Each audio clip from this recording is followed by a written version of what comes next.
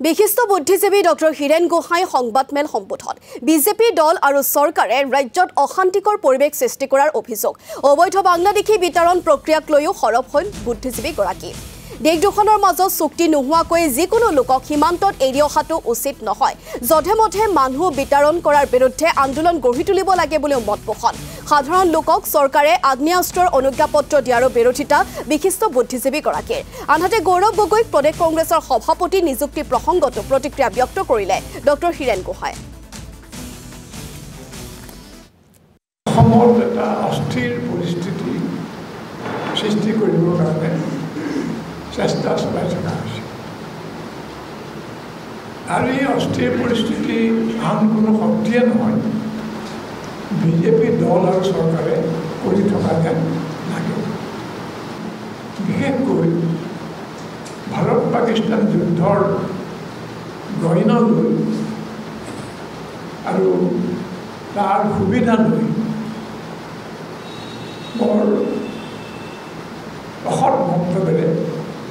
কিছুমান কাম কৰি থকা হৈছে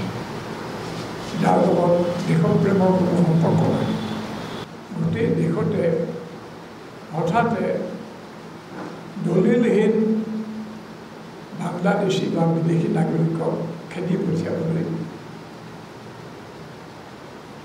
সমগ্ৰ ৰাজ্যলৈ এটা বিজ্ঞপ্তি পঠাইছে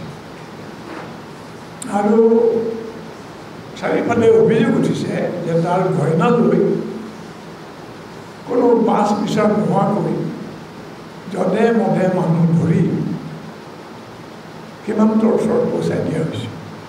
কেইবাদিনো ধৰি বহু কাল ধৰি এই কামটো কৰি থকা হয় কিন্তু বাংলাদেশৰ কাৰণেও এটা আপত্তিজনক কথা হ'ব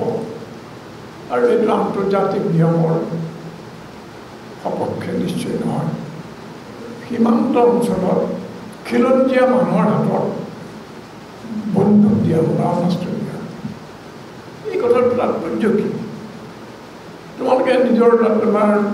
সীমান্তৰক্ষী বাহিনী বা এনেকুৱা ধৰণৰ যিবোৰ অৰ্ধসামৰিক বাহিনী আছে বা সামৰিক বাহিনী তাত মোতায়েন কৰা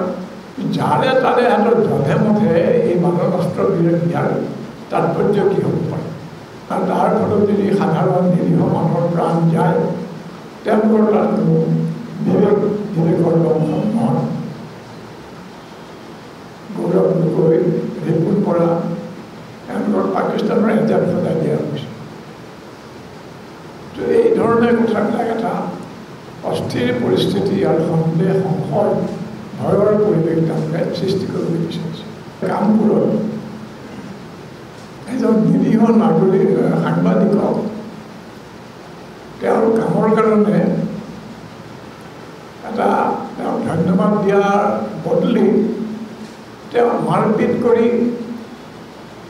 ঘূণীয়া কৰি তেওঁৰ বিৰুদ্ধে দেশদ্ৰোহৰ গোচৰ দাবী দিয়া হৈছে আৰু কা বিৰোধী সমন্বয় সমিতিয়ে এই ঘটনাৰ তীব্ৰ প্ৰতিবাদ কৰে আৰু এই দুৰ্ভগীয়া সাংবাদিকজনৰ জগতৰ ক্ষতিপূৰণ বিচাৰে আৰু এই কাৰ্যৰ কাৰণে আচলতে যিজন দোষী যিসকল দোষী তেওঁলোকক ধৰা পেলায়